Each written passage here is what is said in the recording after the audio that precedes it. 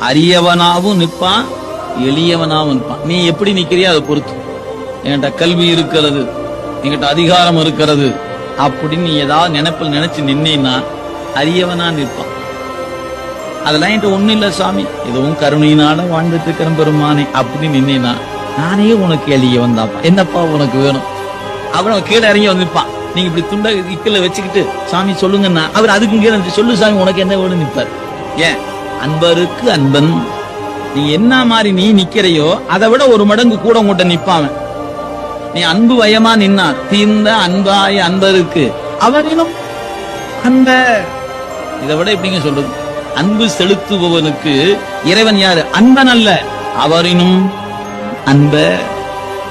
அரியவனாவும் நிற்பான், எளியவனாவும் நிற்பான். நீ எப்படி நிக்கிறியோ அதை பொறுத்து. என்கிட்ட கல்வி இருக்கிறது, என்கிட்ட அதிகாரம் இருக்கிறது அப்படின்னு நீ ஏதாவது